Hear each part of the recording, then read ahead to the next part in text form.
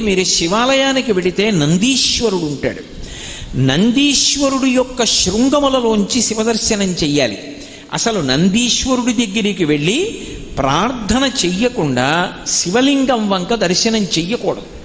నంది దగ్గరికి వెళ్ళి మొట్టమొదట ప్రార్థన చెయ్యాలి. ఏమని అంటే, నందీశ్వర నమస్తుభ్యం సాంబానంద ప్రదాయక మహాదేవస్య సేవార్థం ఆజ్ఞాం దాతుమర్హసి అని అడగాలి. అనుజ్ఞాం దాతుమర్హసి. నందీశ్వర నమస్తుభ్యం. నమస్తుభ్యం అంటే రెండు చేతులు కైమోడ్చి ఇలా శిరసు ఉంచి నమస్కరించాలి. నమస్కరించి, ఓ నందీశ్వర నీకు నమస్కరిస్తున్నాను. ఎవరు నువ్వు? సాంబానంద ప్రదాయక. సా అంబ ఆనంద ప్రదాయక. అమ్మతో కలిసి ఉన్నటువంటి శివుని యొక్క